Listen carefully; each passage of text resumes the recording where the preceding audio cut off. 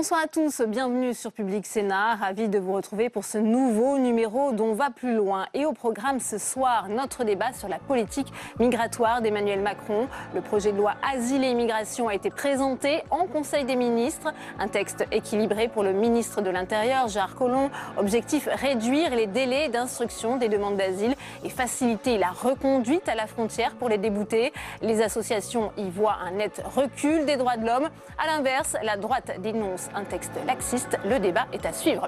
Et d'ailleurs, ne manquez pas de réagir sur Twitter, le hashtag OVPL. Notre match des idées, il oppose ce soir Olivier Babot à Louis Ossalter. Nous reviendrons sur la colère des agriculteurs à 3 jours de l'ouverture du salon de l'agriculture entre zones agricoles défavorisées et Mercosur. Les motifs de mécontentement sont nombreux. On en parle dans cette édition. L'entretien du jour, je reçois Sophie Cluzel, secrétaire d'État chargée des personnes handicapées. Elle veut ouvrir le droit de vote à toutes les personnes handicapées mentales. Plus de 385 000 majeurs sous tutelle seraient concernés par cette disposition. Elle nous dira pourquoi dans un instant. Mais avant cela, le gouvernement abat ses cartes en matière d'asile et d'immigration. Le projet de loi qui fait couler beaucoup d'encre depuis des mois a enfin été présenté en Conseil des ministres. L'une des mesures phares vise à faciliter les expulsions en doublant la durée maximale de rétention qui passe ainsi à 90 jours. Quentin Calmy. Concilier humanité et efficacité. Depuis plusieurs semaines, l'exécutif l'assure. L'équilibre entre accueil et fermeté sera bien au cœur de ce projet de loi présenté ce matin en Conseil des ministres. Avec, dans les mesures favorables aux demandeurs d'asile, un titre de séjour qui passera de 1 an à 4 ans. Mais la véritable clé de voûte de ce projet de loi, c'est la réduction des délais d'instruction des dossiers de demande d'asile. Actuellement, ce délai s'établit en moyenne à 9 mois. L'exécutif entend le réduire à 6. Pourquoi voulons-nous réduire à 6 mois? Parce qu'effectivement, pour celles et ceux qui se verront reconnaître l'asile, c'est mieux de pouvoir s'insérer le plus tôt possible dans la société française. Mais pour ceux qui seront reconduits en 6 mois, vous n'avez pas perdu vos racines familiales, vous n'avez pas perdu le contact avec votre pays, et donc c'est mieux que les délais soient plus courts et qu'on instruise rapidement, comme le font un certain nombre d'autres pays européens. Cette question des délais, véritable pomme de la discorde. Ce matin, associations, syndicats, mais aussi agents de l'État du secteur de l'asile, tous étaient réunis pour dénoncer la philosophie du texte de Gérard Collomb. Un délai raisonnable, c'est un délai qui n'est pas trop long, mais c'est aussi un délai qui n'est pas trop court. Vous savez ce que doivent faire les demandeurs d'asile pour présenter une demande d'asile? Ils doivent accéder à un avocat. Ils doivent accéder au juge, ils doivent faire traduire leur récit, ils doivent faire traduire l'intégralité des documents qu'ils veulent soumettre au juge.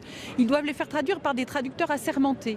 Il n'y en a pas des tonnes de traducteurs assermentés dans les différentes langues présentes devant la Cour nationale du droit d'asile. C'est quelque chose qui est très difficile pour eux, c'est quelque chose qui est très compliqué pour eux. L'exécutif qui a annoncé ce matin vouloir se concerter avec tous les groupes politiques du Parlement sur cette question, avant un examen en commission début avril à l'Assemblée nationale. Et j'ai le plaisir d'accueillir sur ce plateau Claire Rodier. Bonsoir, vous êtes directrice du groupe d'information et de soutien aux immigrés. Merci d'être avec nous. Avec nous sur ce plateau également François Gémen. Bonsoir, vous êtes chercheur en sciences politiques et spécialiste des migrations. J'accueille également Stanislas Guerini. Bonsoir, vous êtes député de Paris, porte-parole du groupe La République En Marche à l'Assemblée nationale. Et François-Noël Buffet. Bonsoir, vous êtes sénateur LR du Rhône, vice-président de la Commission des lois. On a beaucoup entendu Gérard Collomb aujourd'hui dire que c'était un texte équilibré. En quoi est-ce qu'il est équilibré, Stanislas Guerini, ce texte? Il est sur la ligne qu'avait fixée le président de la République. C'est-à-dire de dire qu'il faut accueillir mieux, il faut plus d'humanité.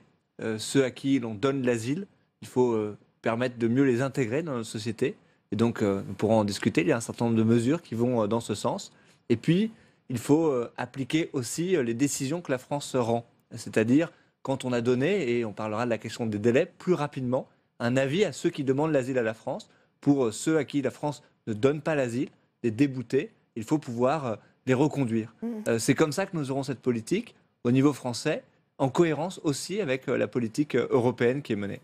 Claire Rodier, est-ce que traiter les demandes d'asile plus rapidement, tout en renvoyant tout aussi rapidement ceux qui ont été déboutés de ce même droit d'asile, est-ce que ce sont deux objectifs compatibles selon vous? Non, ça n'est pas compatible, mais en amont, je voudrais dire que les associations ne sont pas les seules à critiquer ce projet. Le Conseil d'État, dont l'avis a été rendu aujourd'hui sur ce projet de loi, note une première chose qui me paraît fondamentale, c'est qu'il n'y a eu... la dernière réforme de l'asile date de 2 ans, un peu plus de 2 ans. 2016, effectivement. Et qu'il n'y a eu aucune évaluation, à part par les associations d'ailleurs, de son impact.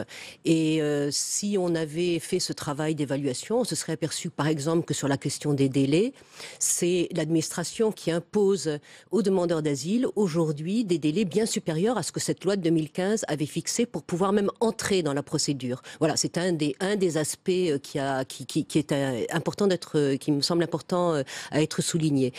Au-delà, effectivement, ce texte n'est pas équilibré puisque au prétexte annoncé donc d'accélérer les procédures, on voit dans l'intérêt des demandeurs d'asile, on voit qu'il y a surtout un intérêt pour l'administration, pour le gouvernement peut-être de se débarrasser plus vite parce que l'accélération c'est aussi dans ce projet de loi d'augmenter le nombre de catégories qui peuvent être évincées des voies normales du processus de la demande d'asile, c'est-à-dire même pas ce délai de 3 mois réduit puis de 15 jours devant la Cour nationale du droit d'asile, mais évincer, c'est-à-dire s'arranger pour que le plus possible de demandeurs d'asile soient placés dans ce qu'on appelle les procédures accélérées qui les privent d'un certain nombre de droits pourtant reconnus par le droit international qui s'impose à la France. Oui, Françoise Gémen, est-ce qu'il y a des mesures malgré tout d'humanité dans ce texte ?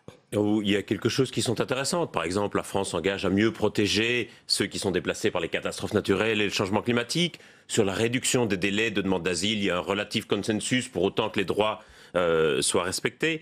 Mais je dirais que globalement, le texte est déséquilibré pour 2 raisons. D'abord parce que il va effectivement, comme l'a dit Claire Rodier, dans un sens très répressif. Et en réalité, le pendant de l'équilibre, c'est le rapport qu'a rendu le député Aurélien Taché sur les mesures d'intégration, qui contient plein de choses intéressantes sur le droit au travail, l'apprentissage et l'anglais. Le problème, c'est que les 2 documents n'ont pas du tout la même valeur. On a un projet de loi d'un côté et un rapport parlementaire sans force coercitive de l'autre. Et donc, je crains que le projet n'atteigne pas l'objectif d'humanité annoncé par le gouvernement. Mais il est aussi déséquilibré sous un angle qu'on n'a pas encore abordé jusqu'ici. C'est qu'on parle d'un projet de loi sur asile et immigration. En réalité, le projet de loi ne concerne que l'asile et il n'y a pas de véritable politique d'immigration. Tant que vous n'aurez pas de véritable politique d'immigration, vous aurez un engorgement des procédures d'asile et donc un système qui sera caduc.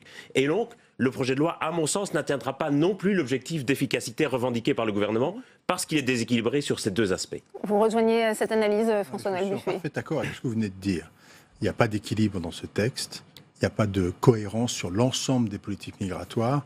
Et finalement, celui qui le dit le mieux, c'est même pas ici, c'est le Conseil d'État.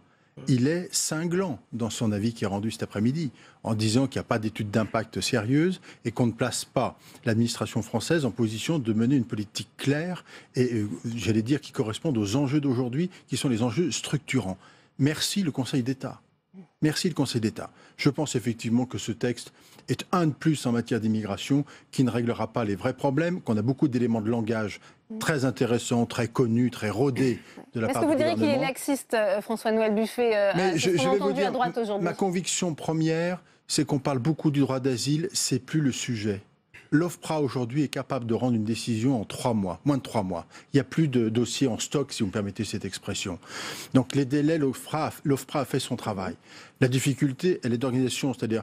l'OFPRA qui est en grève, hein, il faut le rappeler. Oui, mais la difficulté, elle vient beaucoup des préfectures qui mettent du temps à donner des rendez-vous. C'était 3 jours dans la loi de 2015. On est en moyenne à 2 mois aujourd'hui. Ça n'est pas respecté. Donc en fait, il y a quelques mesures techniques qui peuvent être intéressantes, mais elles ne se suffisent pas à elles-mêmes.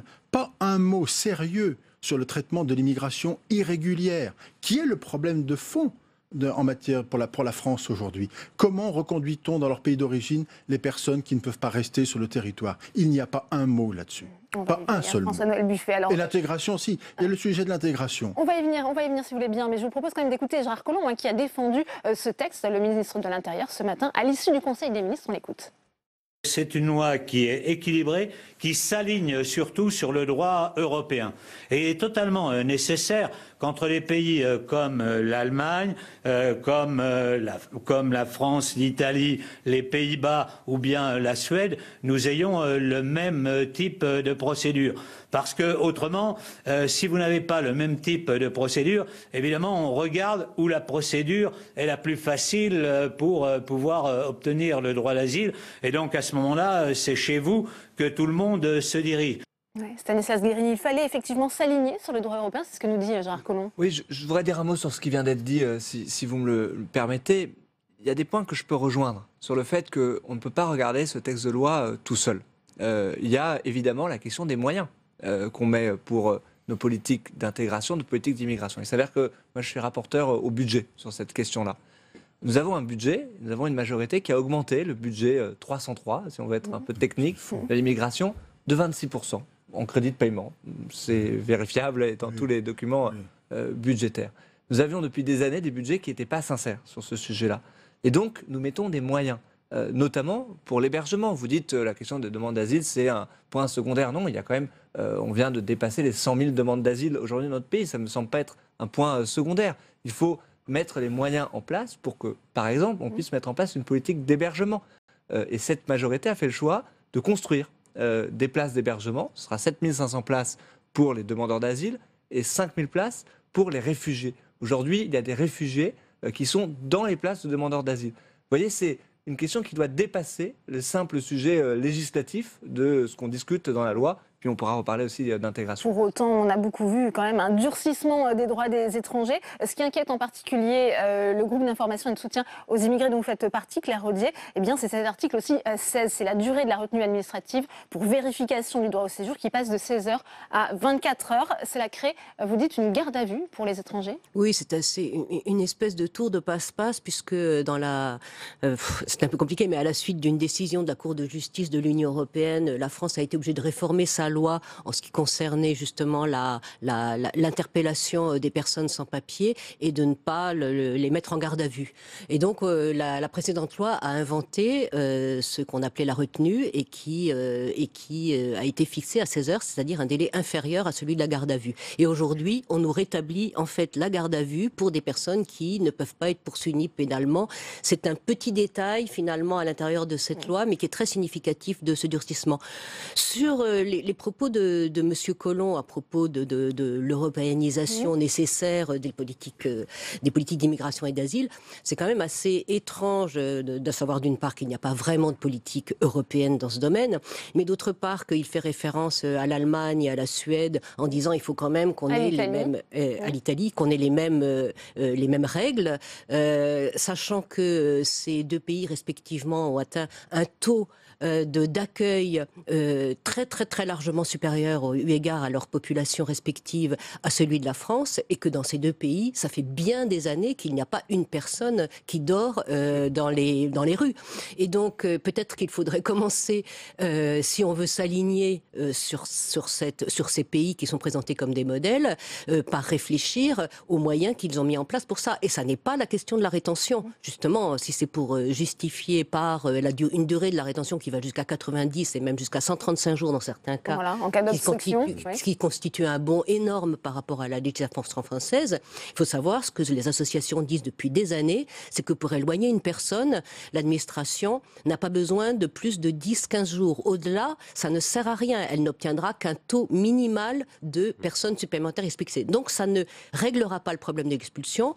Et l'Allemagne, par exemple, qui détient plus longtemps ses étrangers, expulse moins quantitativement que la France. Alors on évoquait l'avis du Conseil d'État. C'est vrai qu'on est face à un empilement de lois depuis plusieurs années. On voit toutes ces différentes lois qui ont été votées sur l'immigration avec Clément Perrot.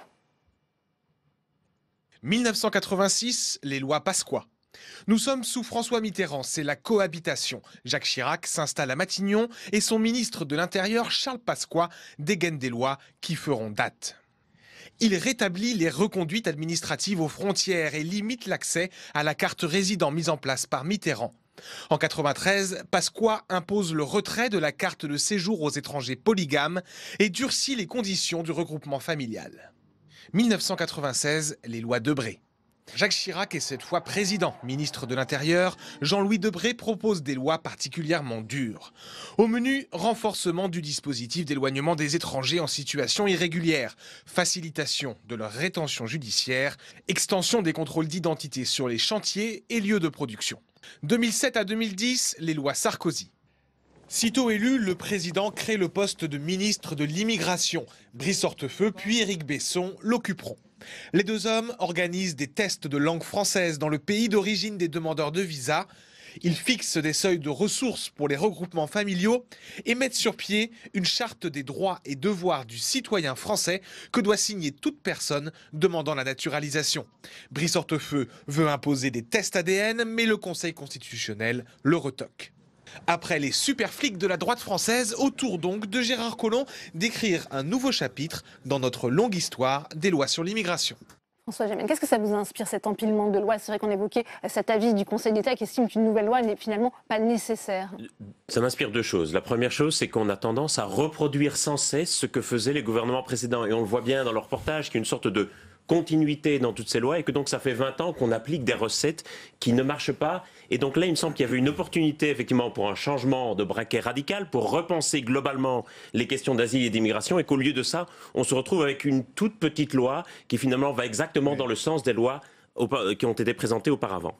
Deuxième élément que cela m'inspire, c'est l'absence d'une ambition européenne sur cette question. On sait bien que la question de l'asile et de l'immigration est une question profondément européenne et que la solution à cette question viendra d'une politique commune en Europe sur les questions d'asile et d'immigration. Alors bien sûr c'est difficile, bien sûr c'est un sujet de tension profonde entre les États membres, mais on a l'impression que la France abandonne toute ambition de porter ce sujet au niveau européen. On sait pourtant que c'est sur ce sujet que l'Europe se fera ou se défera. Est-ce que les textes actuels ne sont pas suffisamment adaptés justement à l'arrivée de nouveaux demandeurs d'asile? Alors, il faut rappeler que vous n'avez pas rappelé les textes de François Hollande et de Bernard Cazeneuve, un texte sur l'asile, un texte sur l'immigration, qui était en difficulté, mais qui était incomplet aussi. En tous les cas, on n'était pas d'accord sur le fond. L'aspect européen est majeur en la matière. C'est évident que c'est un sujet qui n'est pas abordé, pourtant il est majeur, notamment sur la thématique des réadmissions dans les pays d'origine. Ça, c'est vraiment fondamental. Mais ce que je voudrais dire, le texte actuel est tout à fait incomplet, car sur l'immigration régulière, il n'y a absolument aucun changement de paradigme, de philosophie par rapport au texte voté en 2015. Au contraire, on élargit même un certain nombre une certaine façon de venir sur le territoire national. Donc, on ne touche à rien là-dessus. Sur le droit d'asile, on l'a évoqué. Sur l'immigration irrégulière, toujours rien. Sur l'intégration, ce n'est même pas dans le texte actuel. C'est un rapport qui vient d'être déposé, dont on connaît parfaitement le rôle, qui sera de nourrir par voie d'amendement la majorité à l'Assemblée nationale, qui viendra nourrir le texte, qui permettra de le faire adopter par l'Assemblée nationale. Ça ne trompe personne, c'est bien clair. Et moi, j'ai un regret fondamental, c'est qu'il n'y a pas de stratégie, la stratégie plus exactement migratoire, de politique migratoire du gouvernement, où est-elle ? Il n'y a pas de ligne de fond. Stanislas Guerini, votre réponse, c'est vrai qu'elle doit se faire aussi au niveau européen. Et on a rappelé, on aimerait y voir plus clair, l'adoption encore récemment par l'Assemblée nationale de la proposition de loi sur la question des Dublinés. Encore un texte. Oui, je pense que sur cette question-là, il fallait adopter ce texte sur Dublin. Parce qu'en l'état du règlement européen, il fallait que la France puisse l'appliquer. On rappelle, les Dublinés sont les migrants qui doivent laisser leur empreinte dans un pays d'Europe qu'ils ont traversé avant de venir en France. Cela n'empêche pas de dire, et le président de la République l'a rappelé, que le système de Dublin, aujourd'hui, est un système qui ne fonctionne pas bien en Europe. Et donc, nous entrons dans ce débat parlementaire en disant les choses de manière extrêmement claire sur ce sujet-là. Après, je rebondis sur la question de l'intégration, et je trouve que vous avez une vision qui est trop politique des choses. Ça ne sera pas la caution sociale, Aurélien Taché, Stanislas Guerini, a été présenté comme ça, le rapport de votre collègue député. Pour deux raisons. D'abord, je pense qu'il était essentiel d'avoir ce rapport qu'Aurélien Taché a remis, qui est un bon rapport, parce que tout n'est pas législatif pour la question de l'intégration. Des mesures seront reprises par voie d'amendement dans le projet de loi ? Oui, je le pense, je le souhaite pour notre majorité. Nous avons un travail en cours pour préparer l'examen de ce projet de loi. C'est exactement ce que nous sommes en train de faire. Il y a des voies qui ne sont pas forcément législatives, je le disais, doubler le nombre d'heures données pour des cours de langue pour ceux que nous accueillons, ça me semble être une mesure essentielle, elle n'est pas forcément législative. Il y en a d'autres qui devront figurer dans la loi. Je pense à la question de l'intégration par le travail, qui est absolument essentielle, qui devrait être un axe fort de cette discussion, permettre aux demandeurs d'asile de pouvoir travailler plus rapidement sur le territoire. Aujourd'hui, la France a fixé le délai maximum, 9 mois. Bien, dans le rapport d'Aurélien Taché, il y a une proposition qui me semble, moi, extrêmement intéressante, c'est de pouvoir faire en sorte que, même si la France n'est pas capable, dans un premier temps, de donner une réponse sur la demande d'asile en 6 mois, bien de dire, tu peux travailler. Vous avez cette possibilité-là qui vous est offerte. Bien, ça me semble être une mesure intéressante que l'on pourra, non pas pour des raisons politiques, mais intégrer à ce projet de loi, parce que nous avons véritablement souhait d'avoir un projet équilibré entre l'humanité et l'efficacité. Ce qui est intéressant dans ce rapport Taché, c'est on peut discuter de certaines options, c'est qu'il y a au moins le début du commencement d'un projet politique en matière d'immigration. Là, sur le texte présenté par Gérard Collomb, on a l'impression à nouveau d'un texte strictement managérial, c'est-à-dire qu'il ne pense pas véritablement la politique d'asile et d'immigration, qui se contente d'allonger ou de réduire tel ou tel délai, mais qui ne pense pas véritablement à la question de l'asile et de l'immigration. Je pense que c'est cela qu'il faut. Je pense que le rapport Taché va dans le bon sens, et moi j'appellerais le gouvernement à avoir véritablement un débat beaucoup plus large sur ces questions d'asile et d'immigration. Qu'est-ce que nous voulons en France comme politique d'asile et d'immigration? Et je pense qu'il faut que nous puissions avoir un débat serein et posé sur cette question qui est depuis trop longtemps kidnappée par l'extrême droite. Mais si je peux me permettre juste une seconde, je crois vous répondre aussi. En élargissant sur la question des moyens, j'ai fait quelques rappels sur la politique de ce gouvernement, et 2, sur la question de l'intégration. Oui, nous allons François-Noël Buffet n'est pas d'accord, il estime qu'il n'y a pas les moyens, justement, le budget qui va permettre... Deux observations. Sur le budget 2018 lié à l'immigration et à l'asile, oui, il a augmenté facialement, je vous en donne bien grâce là-dessus. Cela dit, 22% pour l'OFII, pour traiter uniquement l'ADA, c'est-à-dire l'argent donné aux demandeurs d'asile, mais pas pour travailler sur l'intégration et les nombres d'heures de français que l'on doit donner. C'est 140 heures, alors qu'on était à 172 heures il y a simplement 3 ou 4 ans en arrière. Alors que le rapport Taché vienne dire il faut plus d'heures de français, moi j'y suis très favorable. Je n'ai pas de difficulté là-dessus, je suis d'accord avec ça. Mais sur le traitement de l'immigration irrégulière, qui reste de mon point de vue le problème fondamental, le budget est en baisse de 7%. Il est inférieur en 2018 à ce qu'il était en 2017. Donc il ne faut pas. On peut dire tout. Je suis d'accord pour qu'on mette tout sur la table, mais mettons les choses justes. En ce qui concerne l'intégration et sur les heures de français, j'ai lu dans le rapport, et il y a un sujet de débat de fond. Oui, pour ceux, évidemment, qui obtiennent le statut de réfugiés, de protection subsidiaire, qui sont en situation régulière sur le territoire, évidemment qu'il faut augmenter fortement l'enseignement du français. C'est la base pour trouver un travail, c'est la base pour s'intégrer. Il n'y a aucun doute, les politiques depuis des années sont mauvaises là-dessus et on peut avancer positivement, c'est une bonne chose. Mais j'ai lu dans le texte qu'on pourrait également engager ces leçons de français à ceux qui sont simplement demandeurs. Attention, je dis attention. Vous risquez de créer de ce fait une sorte d'appel d'air considérable et quand vous aurez formé des gens et quand on va leur dire non, vous ne restez pas, vous ne les reconduirez pas. Je voudrais que vous entendez. En amont de ça, je pense qu'il y a quelque chose qui a été évoqué et qui me semble très illustrer tout à fait la politique du gouvernement, c'est l'adoption de cette loi sur les Dublinés, dont j'ai cru comprendre quand même que certains parlementaires de En Marche l'avaient adopté un peu à contre-cœur. Il y a eu pas mal de réticences. Il y a eu pas mal de réticences. Je voudrais réinscrire la question de l'adoption de cette loi dans le contexte européen dont on parlait tout à l'heure. Le gouvernement, avec cette loi, c'est quand même lui qui l'a induite, veut pouvoir avoir sous la main les personnes qui sont sous Dublin et qu'on veut renvoyer essentiellement en Italie aujourd'hui. On renvoie des gens en Italie, pour beaucoup. On n'en renvoie pas en Grèce, heureusement, mais on en renvoie en Italie. Les associations connaissent toutes des cas de personnes qui ont été renvoyées en Italie, qui reviennent 5 fois, 10 fois, et qui parfois finissent par obtenir l'asile devant l'OFPRA en France. Pourquoi? Parce que l'Italie n'est pas en mesure d'apporter une gestion convenable de la demande, des demandes d'asile qui sont déposées sur son territoire. Pourquoi? Parce que l'Italie est en première ligne, comme la Grèce est en première ligne. L'Italie a eu presque 200 000 personnes qui sont arrivées l'année dernière. À quoi bon? Et le contexte international nous fait dire que ça va continuer. Ne peut qu'accentuer ce processus. À quoi bon adopter une loi qui, présenter un projet de loi qui, comme le disait Gérard Collomb tout à l'heure, est fait pour que en France, on ne soit pas plus accueillant et qu'on ne vienne pas ici demander l'asile parce que c'est plus facile, si c'est avec comme objectif de renvoyer des personnes dans un pays européen, certes, où leur demande ne peut pas être prise en compte et où ils n'auront pas des conditions. C'est la question. Là, c'est la cohérence européenne. Qu'est-ce qu'on veut faire? Est-ce qu'on veut se débarrasser sur des pays comme la Hongrie? Dans les sondages, il est jugé très laxiste, Emmanuel Macron, sur les questions d'immigration. Il veut envoyer un signal fort avec ce texte? Oui, vous voyez, à chaque fois, on nous dit d'un côté que nous sommes laxistes, de l'autre côté que nous sommes trop sévères. Je pense qu'on essaie de trouver des politiques qui fonctionnent, qui marchent, qui sont pragmatiques. Et donc, c'est Et de rester dans les rails du gouvernement précédent. la position que nous essayons d'adopter. Je voudrais juste rétablir 2-3 choses qui ont été exprimées ici. Oui, Dublin, et je l'ai dit, je ne m'en cache pas, c'est un système qui est très largement perfectible. Quand on fait effectivement borner, comme on dit, des gens en Italie, puis qu'on les renvoie directement parce qu'ils ont eu un passage même furtif sur ce territoire-là, ça ne marche pas. Mais nous avons ce règlement-là. Et si il faut avoir une position qui est réaliste en Europe, il faut bien appliquer.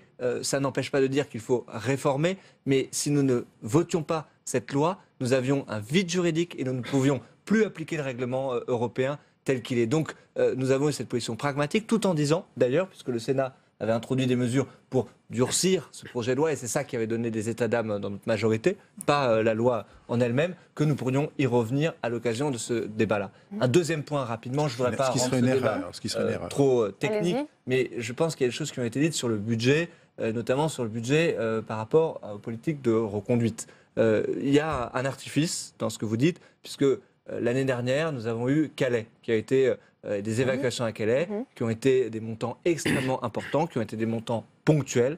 Et donc le budget a pris en compte cela. Donc dire que le budget a reculé de 5%, rien ne vous empêchait de garder l'argent pour continuer. Ça n'est pas vrai. Et donc nous avons augmenté en réalité, si on met à part cette question de Calais, le budget de 3%, y compris sur la question des reconduites. Voilà, je voudrais que nous ayons juste un débat rationnel sur cette question. Ouais, François Gémen, on voit que c'est une loi risquée politiquement. Est-ce que vous pensez que la majorité risque de se fissurer sur ces questions migratoires? C'est un sujet qui divise profondément nos sociétés, qui divise l'Union européenne, qui divise au sein des partis politiques, qui divise aussi au sein des familles. Moi, je déplore que le sujet soit devenu si tendu en France qu'on ne peut plus discuter rationnellement et posément de ce qui est quand même un enjeu de société majeur. Et je crois qu'il faut absolument parvenir à sortir des cadres de pensée imposés par l'extrême droite et le Front National depuis maintenant plus de 20 ans. Et je m'inquiète un peu de la contamination dans le débat de toute une série de termes inventés par l'extrême droite. Le concept d'appel d'air, par exemple, s'est imposé dans le débat alors que c'est au départ un concept de l'extrême droite. Et donc je pense qu'il faut, et ici c'est vraiment un appel à tous les démocrates, et je pense que les lignes dépassent la gauche et la droite sur cette question, pouvoir discuter posément et rationnellement de cela au niveau français et au niveau européen, mais je pense que là, le texte manque cruellement d'ambition à ce niveau. Je pense que pour répondre à votre appel, il fallait se donner le temps du texte. Il arrive quasiment trop tôt. Rien n'empêchait qu'on attende la fin de l'année. Il n'y avait pas d'urgence absolue, dès lors qu'on avait réglé le problème de Dublin, quelles que soient les difficultés qui se présentent, et se donner un texte qui intègre tous les paradigmes d'une vraie politique migratoire que nous n'avons pas. Le débat parlementaire s'annonce néanmoins passionné. Merci François-Noël Buffet, merci François Gémen, merci à vous à Stanislas Guérini, merci à Claire Rodier. Dans un instant, le match des idées, il oppose Olivier Babot à Louis Ossalter. Nous allons revenir sur le feuilleton de Laurent Wauquiez. Le patron des LR persiste et signe. Pas question pour lui de s'excuser après la diffusion de propos enregistrés lors d'un cours dans une école de commerce lyonnaise.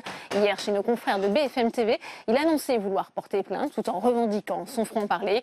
Une attitude qui a provoqué le départ de Dominique Bussereau. Les explications de Jordan Klein avec Yann Garcia. Cette campagne. Laurent Wauquiez aurait dû présenter ses excuses.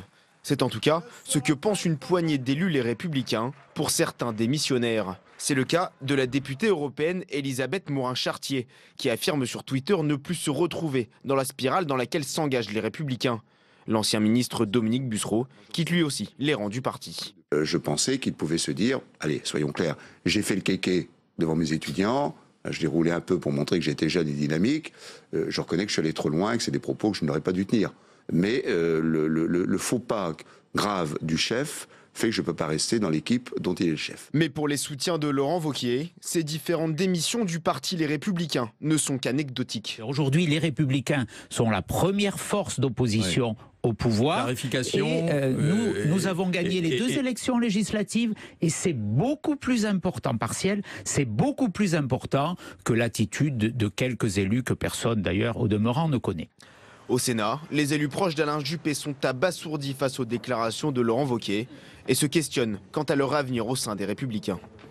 Je ne me reconnais plus du tout dans les Républicains tels que présentés par Laurent Wauquiez ces derniers jours. Et donc avec beaucoup de collègues, nous en parlons et nous œuvrons au sein d'Agir pour refonder une autre dynamique de la droite et du centre. À titre personnel, je ne vous cache pas que je me suis vraiment interrogé.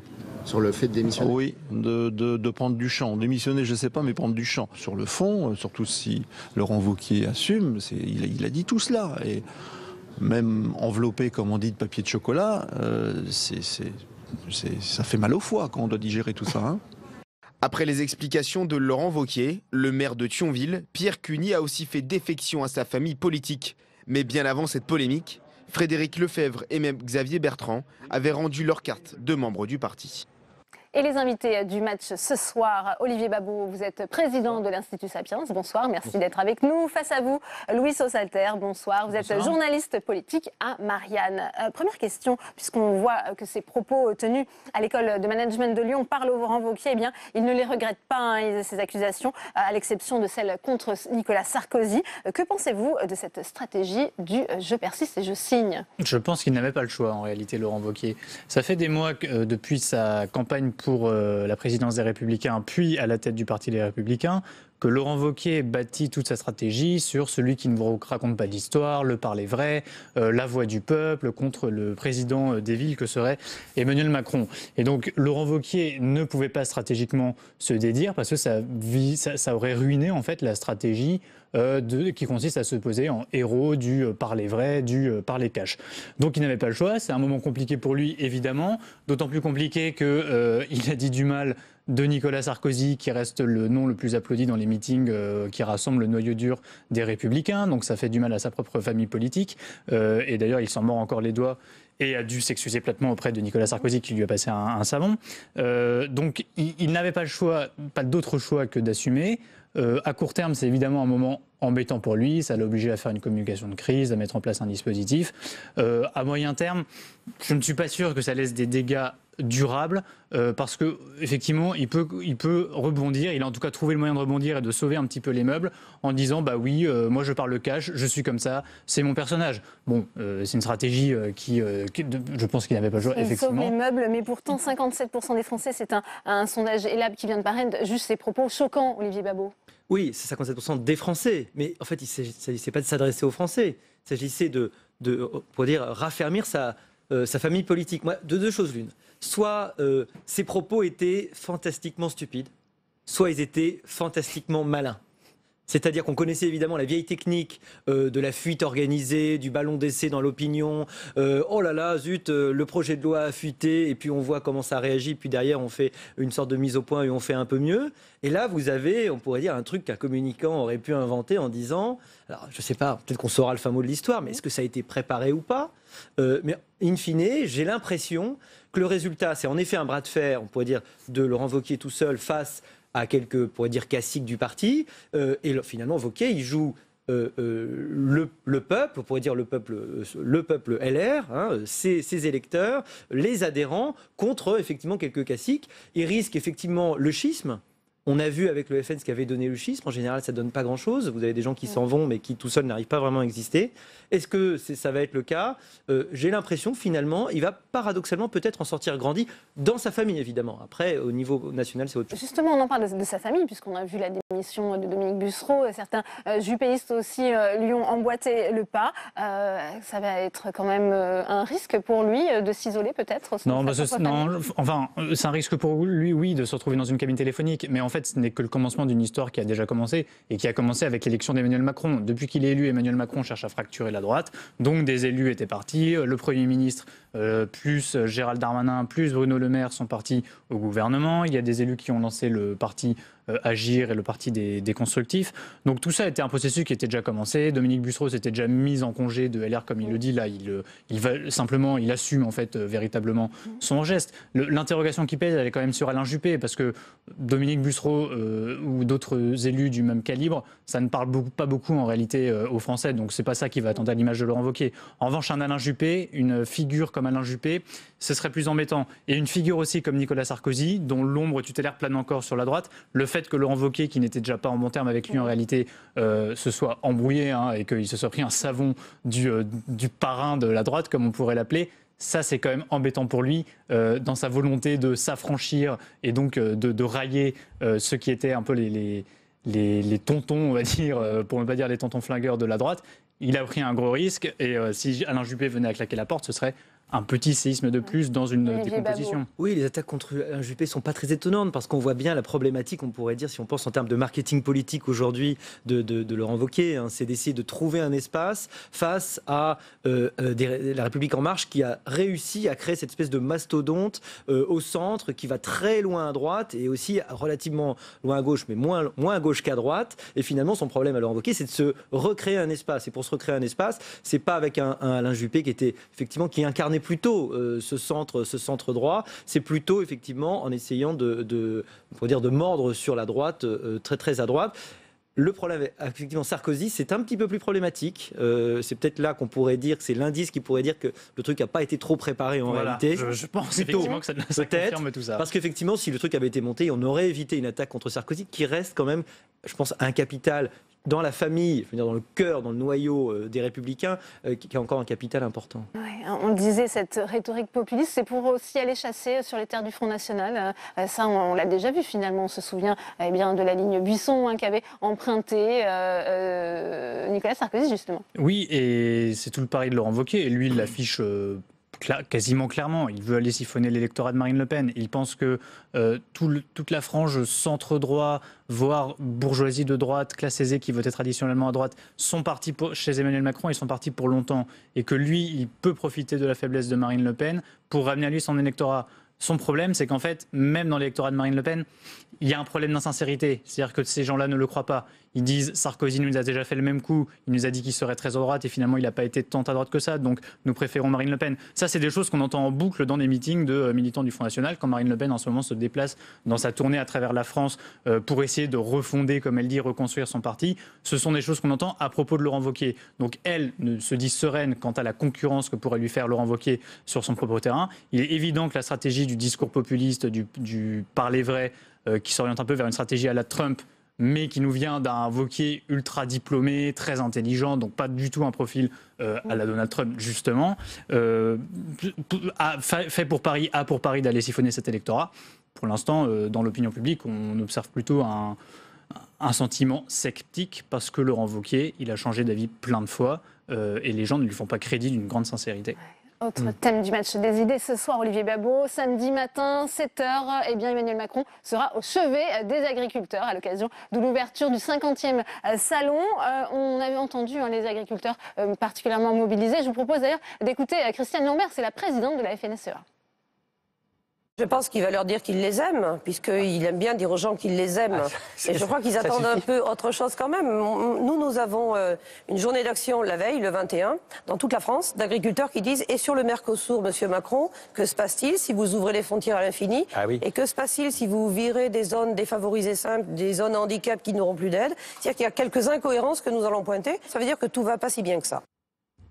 Olivier Babot, c'est la crainte d'Emmanuel Macron, c'est d'apparaître comme coupé du monde agricole et rural. On voit la droite lui reproche souvent cet aspect. Comment peut-il désamorcer justement la grogne des agriculteurs ? Alors évidemment, il dira qu'il les aime. Il ne peut pas dire le contraire, c'est évidemment impossible. Emmanuel Macron touche là un point sensible, puisqu'on sait très bien qu'aujourd'hui, les territoires, si on regarde faire un peu de géographie électorale, c'est plutôt le point un petit peu compliqué pour Emmanuel Macron. C'est là où il a peut-être moins d'attaches et plus de choses, on pourrait dire, à prouver. La crise agricole, elle s'aggrave, mais enfin, elle n'est pas nouvelle. Ça fait quand même très très longtemps, malheureusement, que nos agriculteurs s'enfoncent dans ce modèle et qu'on sait qu'on a un décalage par rapport à une mondialisation du système agricole qui est, qu'on le veuille ou non, au-delà des accords ponctuels, qui est une réalité. Donc, à un moment donné, il va falloir que, malheureusement, on pense à la compétitivité de notre système agricole qui, aujourd'hui, n'est pas assurée.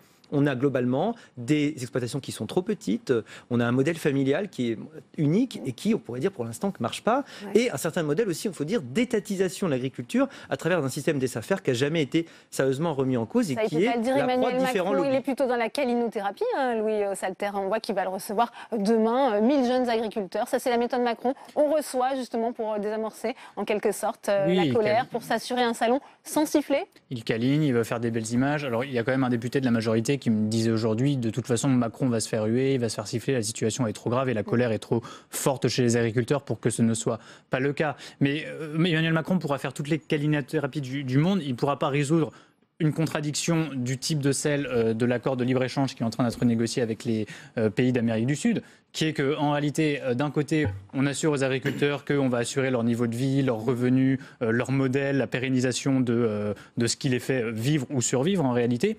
Et de l'autre côté, on négocie des accords de libre-échange qui ouvrent la voie à l'importation de 70 000 tonnes par an de viande bovine d'Amérique du Sud, avec évidemment une colère légitime des agriculteurs sur une éventuelle inégalité entre les normes qui s'appliquent là-bas et les normes qui s'appliquent en France. Donc tant qu'Emmanuel Macron, il est dans une contradiction qui est assez insoluble. Soit effectivement, il repense le modèle complètement, il le dit clairement et il met en œuvre les moyens de le faire, soit il sera en réalité dans le mensonge et le double discours vis-à-vis des agriculteurs. Ouais.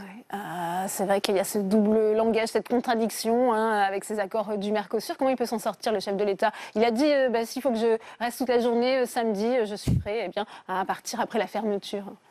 On va voir. Il a déjà réussi par le passé à retourner des situations un peu difficiles quand il est dans des usines comme ça. Donc ça va être intéressant de le voir. Moi, je crois pas au coup de baguette magique. Je crois pas à l'annonce et je crois pas à l'homme providentiel non plus. D'ailleurs, de façon générale, la réalité pour l'agriculture, c'est qu'il va falloir qu'on se modernise vraiment, probablement qu'on mette à profit la révolution numérique qui apporte de vrais outils. Le fait est qu'on exporte de moins en moins. Effectivement, on importe. Mais pourquoi on importe? Parce qu'on n'arrive pas effectivement à exporter.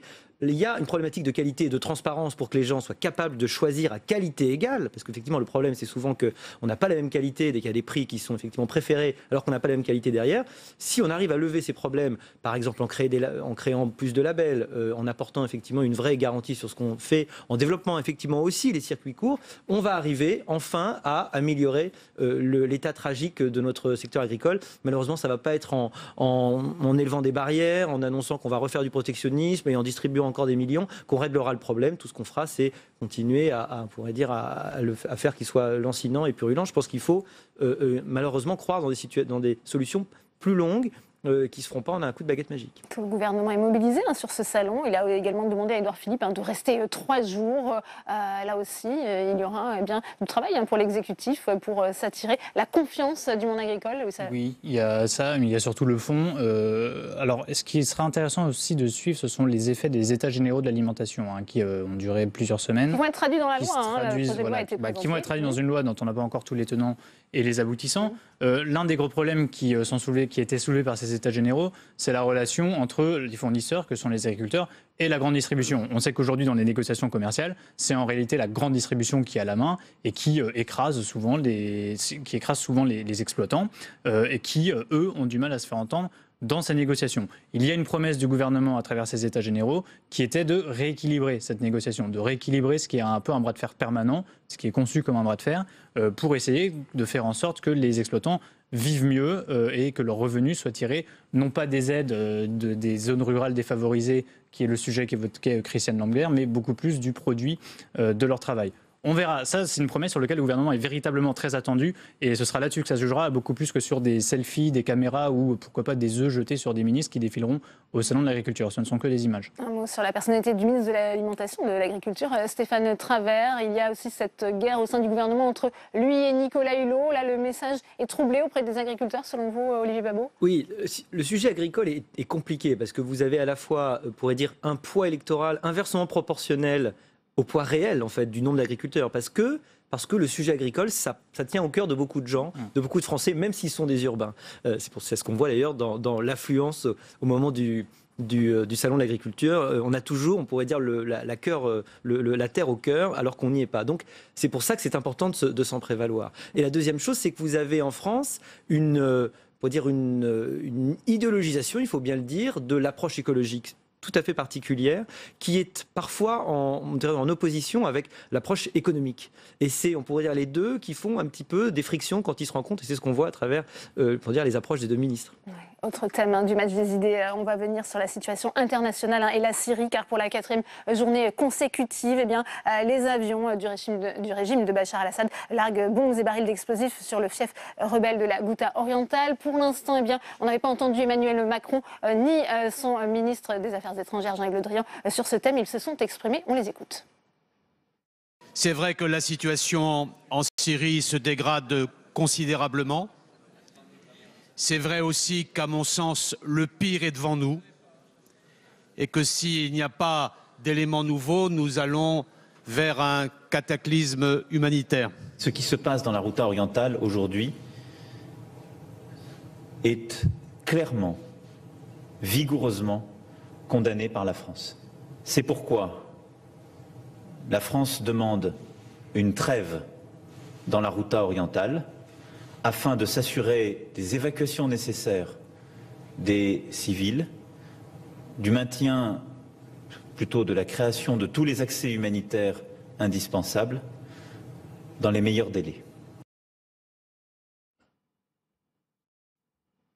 Louis Ossalter, le silence de la France était devenu assourdissant sur cette question. Oui, pas que de la France, hein, des chancelleries occidentales en général. Mais de toute façon, là, dans l'épisode syrien, nous payons des erreurs d'analyse qui remontent au quinquennat de Nicolas Sarkozy, en fait, pratiquement, qui ont été prolongés ensuite sous le quinquennat de François Hollande avec Laurent Fabius au ministère des Affaires étrangères, qui consistait en fait à avoir une vision manichéenne de la situation. Hein. Il y a le méchant Bachar al-Assad d'un côté contre des gentils rebelles. On est tout d'accord pour dire que Bachar al-Assad est méchant et que c'est un boucher, sauf qu'on a fait une erreur d'analyse sur la nature de la rébellion. Et on a analysé en révolte politique qui en fait s'est transformée en guerre civile. Et c'est pour ça qu'il y a un enlisement. C'est-à-dire que là-bas, c'est la guerre civile entre le régime et des factions politiques en réalité.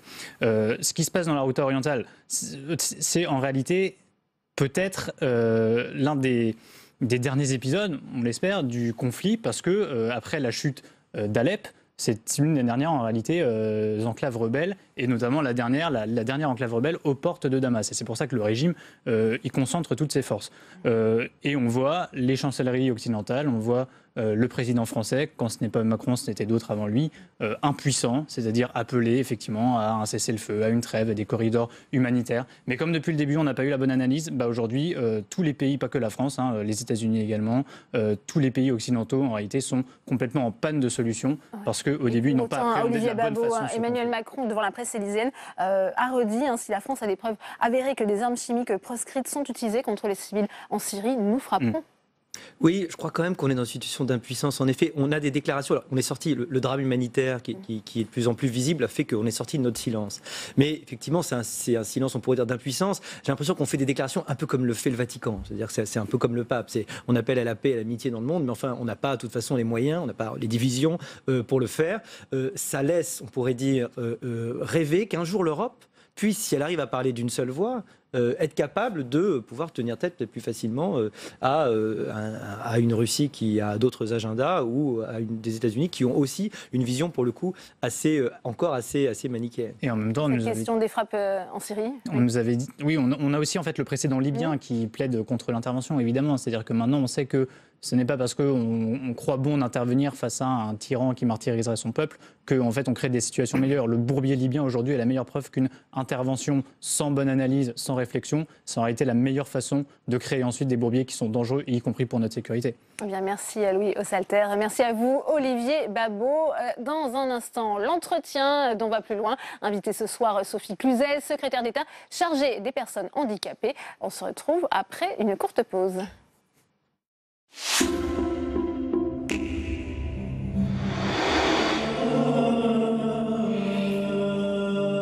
sont très tristes d'avoir vu beaucoup de chrétiens quitter le pays, mais on peut les comprendre aussi parce que pour beaucoup d'entre eux, ils ne reviendront pas. Nous avons beaucoup souffert à cause de notre religion, à cause de cette mentalité sectaire, pas seulement de ISIS, Daesh, mais aussi de Al-Qaïda et des groupes fondamentalistes.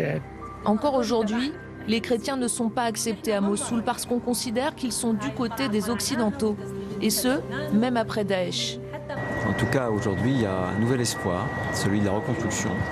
Et encore une fois, cette reconstruction, elle doit passer par une réconciliation. Elle doit passer par une communauté qu'on connaît bien, nous, en France, parce que c'est notre tradition, la citoyenneté. Sénat en action, ce soir à 23h sur Public Sénat. Deux films, un débat pour prendre le pouls de notre monde. Premier documentaire, le Nuremberg du communisme, 1991, l'Union soviétique n'existe plus. Vladimir Boukhovski, opposant de toujours à Moscou, tente d'imposer le principe d'un procès du régime à l'image de celui tenu à Nuremberg pour juger les crimes nazis. Votre second film, autopsie d'un scandale politique, l'écotaxe. En 2007, le Grenelle de l'environnement accouche d'une mesure d'envergure. L'écotaxe, elle finira par être enterrée quelques années plus tard face à la colère des bonnets rouges bretons. Un documentaire suivi d'un débat. Doit-on rétablir l'écotaxe et si oui, comment? C'est le programme d'Un Monde en Doc. Un Monde en Doc, samedi à 22h30 sur Public Sénat.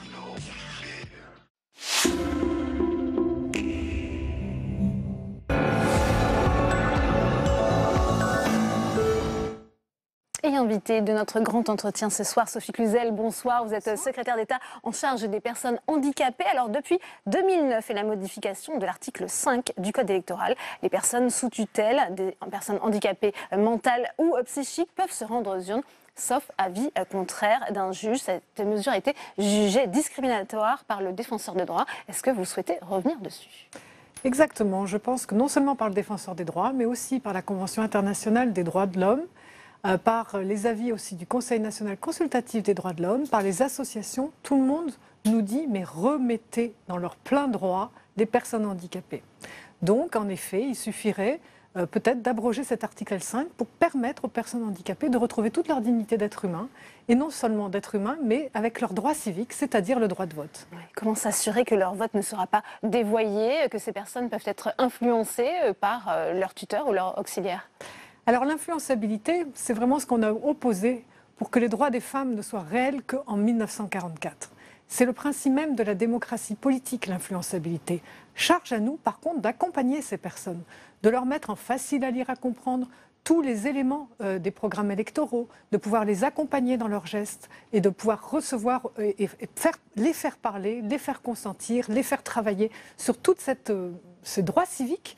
Il faut s'approprier complètement, pleinement leur citoyenneté. Quel que soit le degré de handicap, vous êtes en faveur de cette mesure ? Oui, bien sûr, quel que soit le degré, car avant tout, ce sont des êtres humains et il faut les considérer comme tels et donc leur rendre leur dignité d'être humain, c'est-à-dire leurs droits civiques. Avez-vous le soutien du gouvernement sur cette Oui, je pense que c'est tout à fait. J'ai consulté mes collègues, ministre de l'Intérieur, ministre de la Justice, et ça leur paraît élémentaire. Ça fait des années qu'on aurait dû le faire. Donc oui, il faut y aller absolument et les remettre dans leurs droits civiques. C'est très important pour les considérer comme des citoyens à part entière. C'est bien toute l'impact de cette société inclusive que l'on veut, placer la personne handicapée au cœur de la cité et lui donner les mêmes droits que tout un chacun, avoir la vie la plus ordinaire. Ça, c'est d'abord le droit de vote, comme tout un chacun. Il faudra des ajustements, renforcer l'accessibilité électorale, mais aussi dématérialiser la propagande.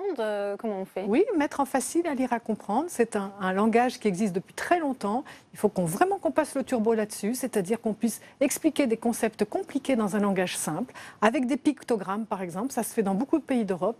Nous, il faut qu'on amplifie cette mise en accessibilité universelle de tous nos programmes électoraux pour que les personnes puissent vraiment être dans leur plein droit de citoyen. Sophie Cluzel, je voudrais également vous entendre sur le plan autisme qui sera bientôt dévoilé mi-mars. On connaît déjà certaines propositions. Aujourd'hui se pose la question de l'accompagnement des adultes. Est-ce que ce sont les grands oubliés des politiques publiques, comme vient d'ailleurs de le pointer un rapport de la Cour des comptes ? Il y a plusieurs problèmes. D'abord, il y a plusieurs formes d'autisme. On ne peut pas parler d'un autisme. Il y a vraiment un large spectre des troubles autistiques qui va de l'autisme avec des empêchements forts de déficience intellectuelle jusqu'à des autismes qu'on dit Asperger. Donc il y a vraiment toute une palette de personnes avant tout. Oui, il y a 600 000 adultes qui souffrent d'autisme varié. Ils sont très peu diagnostiqués. On ne sait pas où ils sont. Ils sont mal accompagnés parce que mal diagnostiqués. Donc les solutions ne sont pas adaptées à leur projet de vie, à leur potentialité. Donc oui, c'est un vrai sujet. 600 000 adultes, 100 000 enfants. Il faut qu'on travaille aussi sur le dépistage précoce, la prise, un vrai accompagnement éducatif pour leur permettre d'accéder à l'école, d'avoir un vrai parcours. C'est un vrai enjeu de société. Oui. Vous avez d'ailleurs été interpellée par Dominique Le Guludec, c'est la présidente de la Haute Autorité de Santé. Dans une tribune au journal du dimanche, elle explique aujourd'hui que le parcours des enfants, de leur famille est trop souvent chaotique, fait d'errance, de rupture. Même chose pour l'accompagnement des personnes adultes. Est-ce que vous pouvez aujourd'hui sur ce plateau lui garantir qu'une réponse sera apportée à ces problématiques ?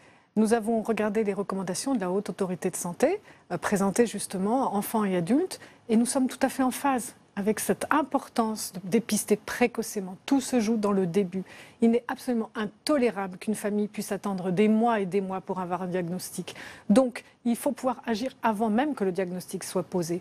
Il faut que les médecins généralistes puissent être formés pour détecter les signes précurseurs, les signes qui peuvent interpeller, qu'on puisse tout de suite mettre une prise en charge précoce et après travailler sur le diagnostic, étayer. Mais ça, c'est très important. Il faut que l'école s'ouvre impérativement et c'est tout le chantier d'école inclusive que l'on fait avec Jean-Michel Blanquer pour pouvoir ouvrir l'école, avoir une vraie scolarisation. Accompagner, il faut vraiment que les enseignants puissent être accompagnés par des professionnels au sein de l'école pour que les familles cessent de souffrir en permanence de rupture de parcours comme c'est le cas aujourd'hui. Il faut aussi des moyens. Est-ce que vous aurez un budget pour mettre à bien ces chantiers? Nous aurons des budgets, bien sûr, mais c'est surtout que les moyens, ils sont déjà sur la table, mais ils sont très mal utilisés. C'est absolument incroyable que nous n'arrivions pas à mobiliser les différents financements qui existent parce que nos politiques sont en silo, qu'on a des ruptures de parcours, parce que les compétences de financeurs sont différentes. C'est toute cette politique qu'on remet à place, c'est cette transformation de l'offre médico-sociale. Ça ne parle pas beaucoup aux gens, mais c'est-à-dire les services spécialisés doivent pouvoir intervenir là où est l'enfant, ne plus déplacer l'enfant pour le sortir de l'école.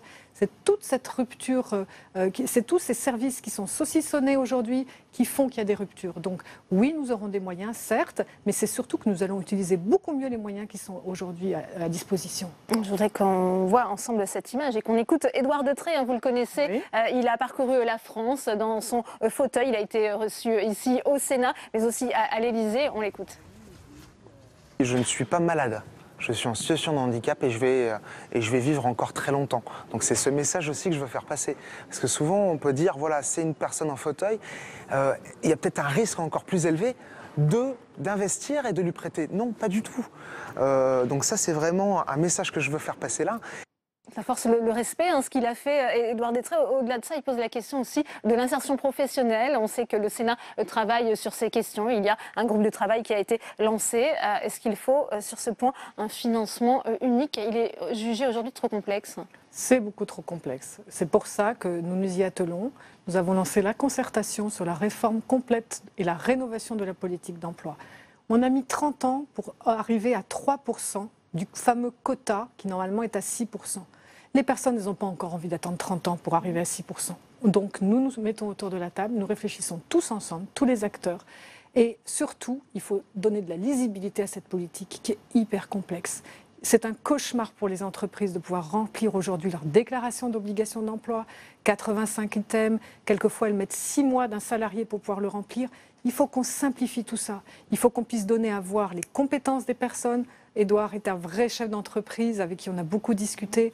Il faut vraiment porter l'entrepreneuriat, ça c'est très important, mais pas que. Il faut donner à voir les compétences de ces personnes. Il faut arrêter de voir le handicap comme une charge, avoir un regard compassionnel. Non, ce sont des personnes qui ont des talents, qui ont des aspirations, qui ont des projets et qui peuvent apporter quelque chose à l'entreprise, réellement, et à notre société. Et c'est ce qu'elle demande. Donc déverrouillons cela. Faisons voir aux chefs d'entreprise les capacités de ces personnes. Arrêtons de parler inaptitude, incapacité, lourdeur. Non, parlons présomption de compétences, talent, qui apporte quelque chose de différent à l'entreprise. Et il y a une vraie volonté de pouvoir vraiment réembrayer une politique d'emploi digne de ce nom. Il est temps de réagir vraiment. 500 000 travailleurs handicapés au chômage. Ils sont peu qualifiés. C'est la première des discriminations, justement, pour ces personnes handicapées, l'accès à l'emploi. Bien sûr. D'ailleurs, elles ne se déclarent pas handicapées. Donc c'est ça le problème aussi, qu'on fait une politique avec un quota, les personnes ne se déclarent pas parce que c'est une honte. Non, moi je veux en faire un bonus. Oui, je suis handicapée, et alors ? Alors j'ai ma place au milieu de vous, et je peux vous apporter quelque chose. C'est ce changement de paradigme, c'est ce changement de discours qu'il nous faut porter. Eh bien, merci beaucoup Sophie Cluzel d'être venue sur ce plateau. Je rappelle que vous êtes secrétaire d'État en charge des personnes handicapées. Auprès du Premier ministre. Auprès du Premier ministre, vous avez raison de le souligner. C'est la fin de cette émission. Merci à vous de l'avoir suivi. Invité de Territoire d'Info demain, Lydia Guirousse, porte-parole du parti Les Républicains. Très bonne soirée à tous sur Public Sénat. Merci beaucoup.